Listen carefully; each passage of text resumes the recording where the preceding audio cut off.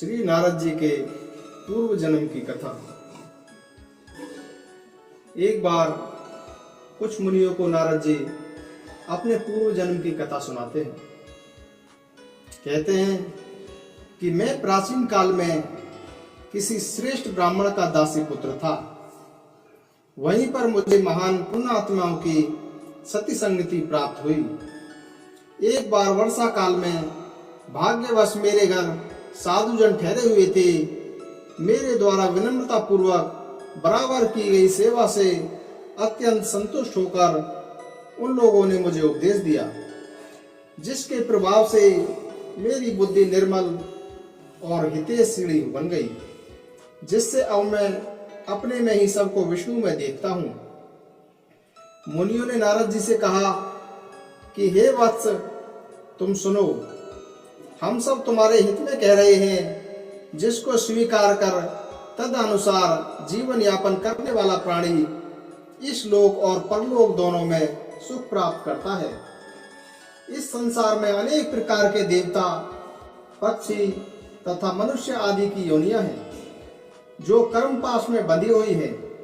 वे सदैव पृथक पृथक रूप से कर्म फलों का भोग करते हुए सत्व गुण से देवत्व, रजोगुण से मनुष्यत्व और तमो गुण से त्रियक योनि यानी कि पशु पक्षी की योनि प्राप्त करते हैं। वासना में आबद्ध बुद्धिहीन प्राणी माता के गर्भ से बार बार जन्म लेकर मृत्यु का वर्ण करता है। इस प्रकार उन असंख्य योनियों में आकर वह कभी देव योग से ही मनुष्य की दुर्लभ योनि प्राप्त करता है। महात्माओं की कृपा से भगवान हरि को जानकर तथा अपार भवसागर को रोग रूपी ग्रह और मोह रूपी पाप से युक्त समझकर मुक्त हो जाता है। इस भवसागर को पार करने के इच्छुक प्राणी के लिए राम नाम स्मरण के अतिरिक्त अन्य कोई साधन हमें दिखाई नहीं देता। जैसे दही का मंथन करने से नवनीत और काष्ठ का मंथन करने से अग्नि प्राप्त होती है, वैसे ही आत्म मंथन कर उस परमात्मा को जो प्राणी जान लेता है वह सुखी हो जाता है। यह आत्मा नित्य, अव्यय, सत्य, सर्वगामी, सभी प्राणियों में अवस्थित और महान है। यह अपेय है। यह स्वयं में ज्योति स्वरूप एवं मन से भी अग्राह्य है। यह वह तत्व है जो सच्चिदानंद स्वरूप और सभी प्राणियों के हृदय में विराजमान रहता है। भावों के विनष्ट हो जाने पर भी वह कभी विनष्ट नहीं होता। जिस प्रकार आकाश सभी प्राणियों में, तेज जल में तथा वायु सभी पार्थिव पदार्थों में स्थित है, उसी प्रकार आत्मा सर्वस्त्र व्याप्त और निर्लेप है। भक्तों पर कृपा दृष्टि रखने वाले भगवान हरि साधुओं की रक्षा करने के लिए अवतरित होते हैं। यद्यपि वे निर्गुण हैं, फिर भी अज्ञानियों को गुणवान प्रतीत होते हैं। जो व्यक्ति इस प्रकार की ज्ञानवती बुद्धि से अपने हृदय में उस परमात्मा का चिंतन करता है, उसके भक्ति योग से संतुष्ट होकर वे अजन्मा पुरुष परमात्मा उसको अपना दर्शन देते हैं।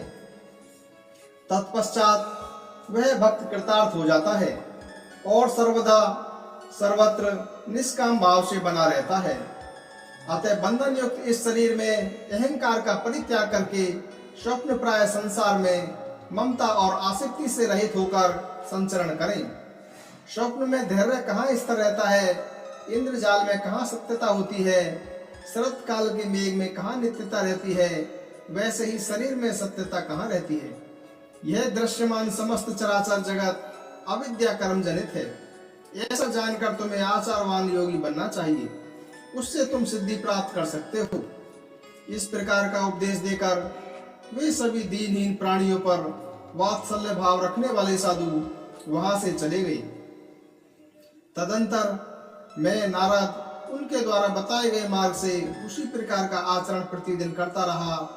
कुछ ही समय के पश्चात मैंने अपने अंतःकरण में यह एक आश्चर्यजनक दृश्य देखा कि शरतकालीन चंद्रमा के समान निर्मल, प्रतिक्षण आनंद प्रदान करने वाला अद्भुत प्रकाश पुंज प्रज्वलित हो रहा है।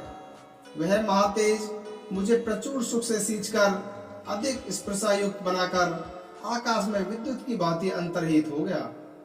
भगवत पूर्वक मैं उस अनोखे ज्योति पुंज का ध्यान करता हुआ समय आने पर अपना शरीर छोड़कर विष्णु लोक चला गया।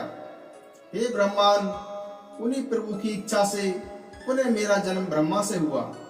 उन भगवान की कृपा से ही मैं आज अनासक्त रहकर तीनों लोकों में बार बार बीड़ा बजाते हुए गीत गाते हुए घूमता रहता हूँ। अपना ऐसा अनुभव बताकर मुनि नारद मेरे पास से मनु अनुकूल दिशा में चले गए। उनकी उस बात से मुझको बड़ा ही आश्चर्य हुआ और बहुत ही संतोष मिला।